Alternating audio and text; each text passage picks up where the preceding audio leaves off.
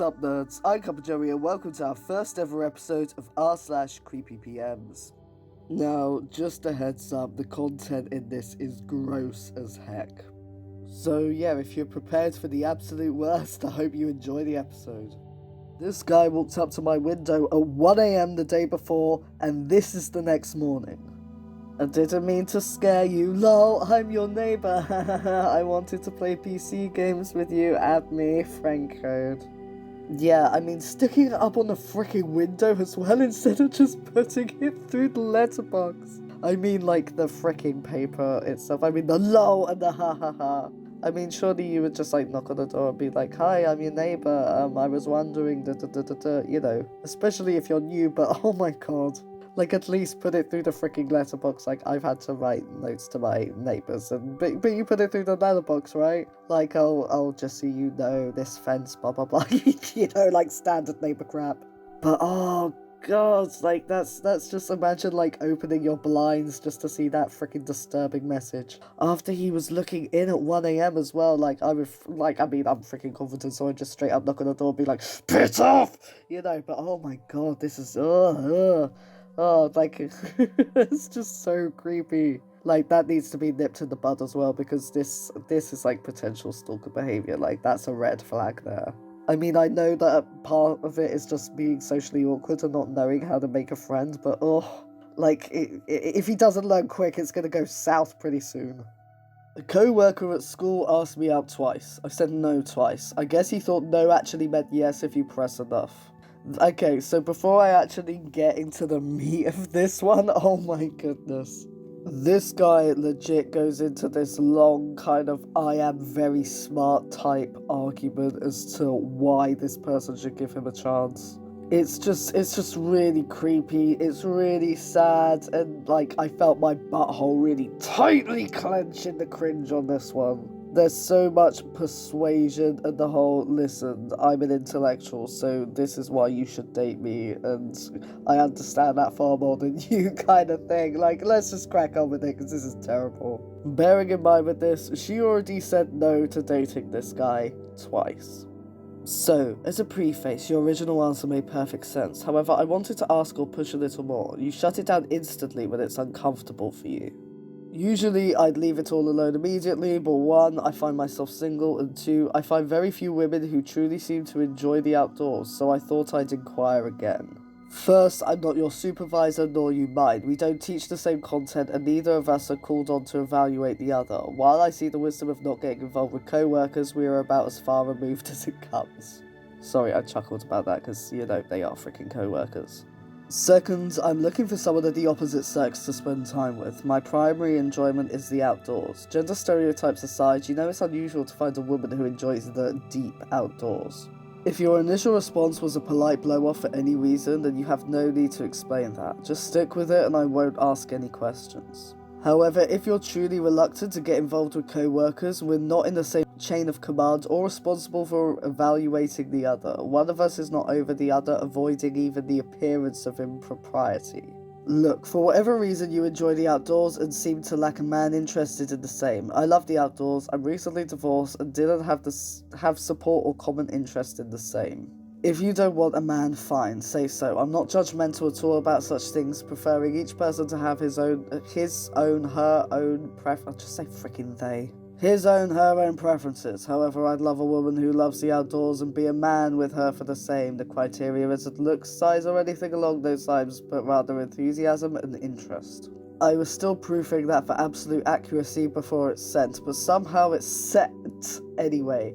At this point, my question is, would you be willing to meet me tonight for drinks and an honest discussion, no concern about hurt feelings or denials, to reach an understanding? You can tell me where is near to you and give me a time to get there. I'm on location as we speak. If you're interested in talking, I'll come to you, but let me know when and where. And I think of my future as a teacher, I think very positively of being involved with someone who shares my sense of adventure for the natural ecosystem.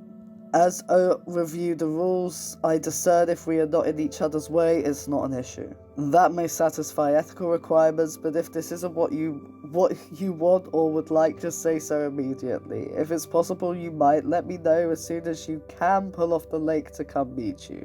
All I'm asking is for us to know each other in short order. I'll be totally honest about my situation, if you will. FYI, I'll come and pick you up and drop you off for a discussion, but I need to know very soon. No obligation or expectation, just a discussion, but ASAP. It's okay, I don't mean to put pressure or stress on you. I'm about to pull off location. I would come to see you, no pressure or no expectation. If we don't mesh, I'd sleep on your floor and not stress you. With no response, opinion, or input, I just assume you stand by your original, no getting involved with anyone at work. I'll leave you alone from now on. I don't want you to feel uncomfortable around me, even if we're the only odors. I think it means other. I don't know. The odors. Sorry.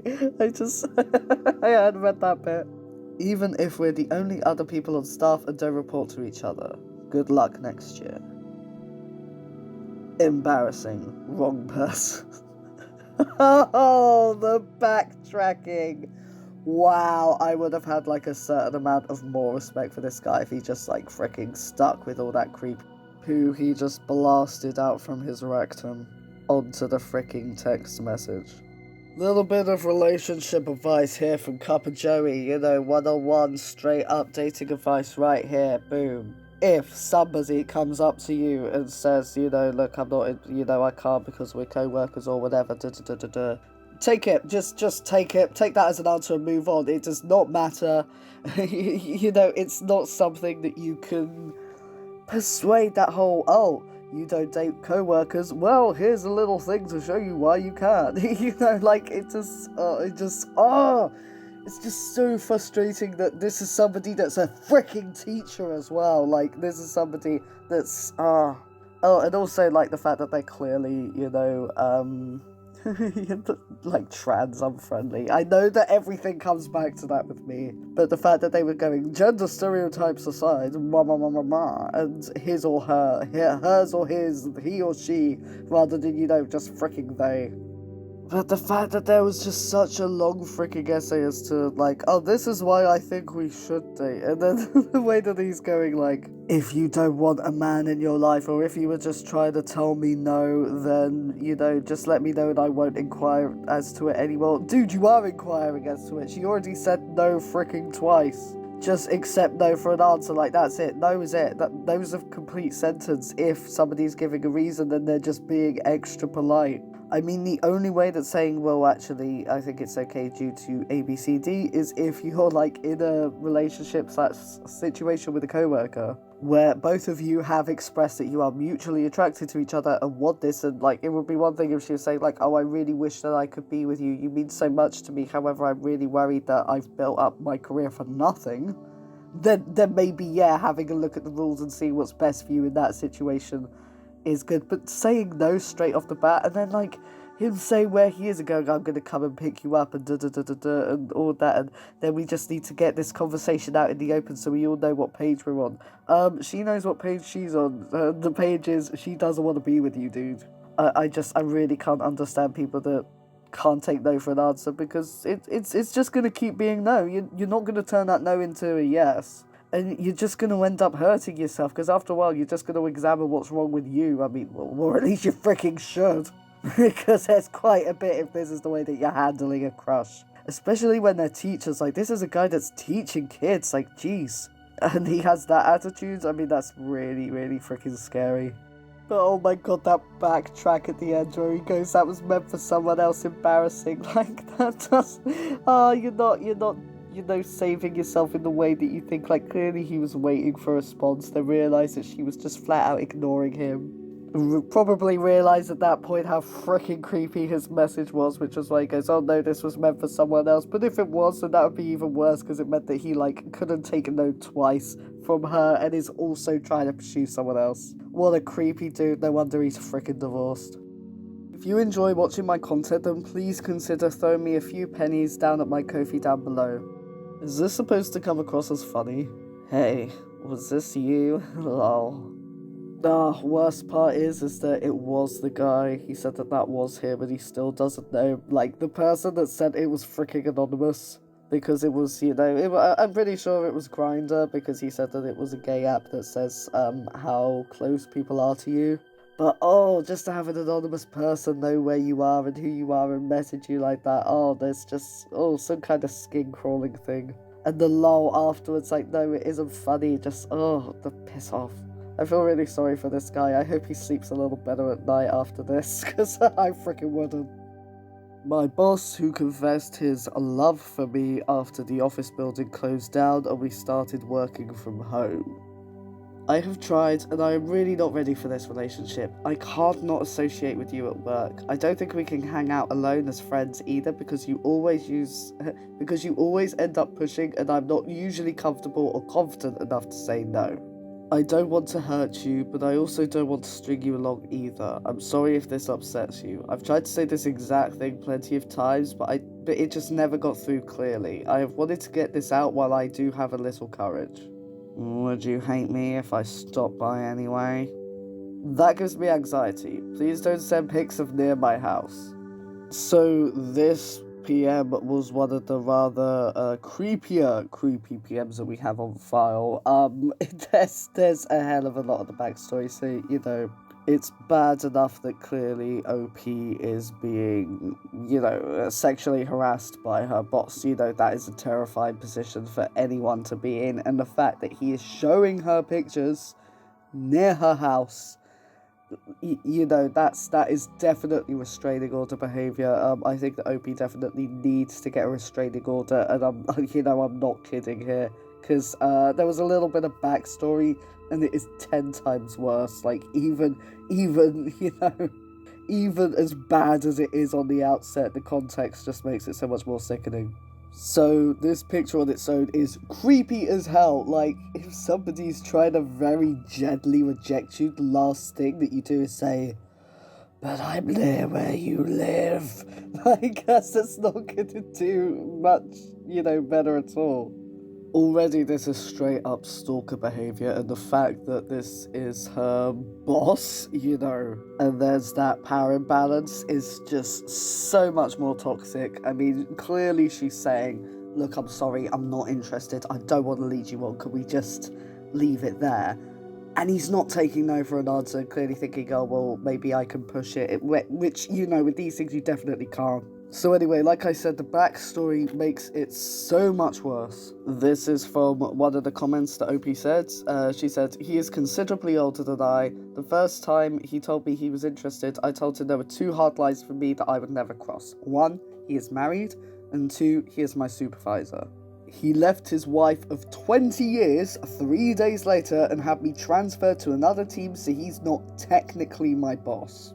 I just feel cornered. I have turned it down every way I can think of. I recently lost a family members and flowers arrived the next day, which was a very nice gesture, but he also made that creepy comment that it was good that he had access to my employee file so he could find my address. And that is just what makes it so, you know, just like so much more disgusting. This is just really scary. This is like the behavior that leads up to people being freaking tracked down and killed by, you know, vengeful, not even lovers, you know, people who just fancy them. I mean, the fact that he left his wife for 20 years over what, a freaking work crush, that is just like a massive red flag right there. And then talking about how he knows where she lives, and then taking photos like that, and the whole "would you hate me?" like no, this is just so many levels of creepy. I do hope that OP got HR and, you know, freaking got out a restraining order and everything that she needs to stay safe from this guy, because there are so many red flags with pretty much, you know, in the USSR at this point. Quarantine definitely brings things out in people. Not mine, but a coworker at my job who now has to find somewhere else to stay. Hey Red, could I talk to you about something? Yo, what's up? So I came home earlier today and I heard you. What do you mean you heard me?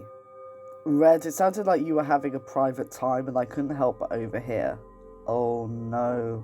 I'm so sorry. I didn't think anyone was home and you weren't nice. I didn't realise. This is embarrassing. It was unintentional. I'm sorry. It's cool. No big deal, but letting you know that I'll be home now at night now since it was just cleared to work from home. Oh, okay. Good to know. Sorry again. It's fine. So is that it? Sorry, I'm at work. What do you mean is that it? I thought everything was discussed. Wow, just wow. So you're at home after work, I'm at home all the time, and we both can't go anywhere right now, and even when I bring up what you've been doing, you still pick a toy over me? That's just low. WTF, are you implying that I should frick you just because we are both home and you heard me earlier? Because if you are, you must be out of your damn mind. It's a rational solution. You wouldn't need to use toys anymore. Lol, I think I'm good. I would rather frick a cactus. Stupid bee, this conversation isn't over. I think it is. I'll be staying elsewhere and I'm sending this convo to Mike. It's his house. We'll see what he says. Whoa, that's a bit of an overreaction. We had a disagreement. Why are you involving other people? There's no need to do that. You need to calm down. Just forget I said anything. Red, please, just forget it. No need to do anything drastic. And it was at that point he realised he fricked up. So let's go in chronological order on this freaking roommate, housemate creep. So, he started off the conversation by telling her that he heard her having a wank. Now, that is just the most awkward thing ever. Now, I don't know about everyone else listening to this, but if I overheard somebody enjoying the wages of self-abuse, I would just not say anything, pretend I heard nothing and move on unless it was happening so often and so loud that it was genuinely becoming an issue. And even then it would have to be like really freaking bad, like I'm talking about screeching in the middle of the night in order for me to have to say something. But yet he seemed to think mentioning, oh, by the way, I was home and I heard you wanking. You know, apparently that's supposed to be enough to go, oh, I didn't know that you were home. Present me thine penis. Yeah, I'm not going to even bother trying to monetize this at this point. I mean, I know that I'm not swearing, but oh god, there's just so much terribleness in this freaking subreddit. Okay, so started off really freaking creepy, and then, like, acted entitled, like he was expecting her, and that somehow she was low for not wanting to shag him. Also, side notes of a couple of things that I don't think that I need to say, but, you know, I think I do anyway. I know that was an oxymoron, but screw it. Number one, just because somebody's having a wank doesn't mean that they want sex. Sometimes you just want, you know, to relax yourself. You want it to be just you, no one else. And that's it. It's not always a substitute for, you know, a relationship with another person or persons.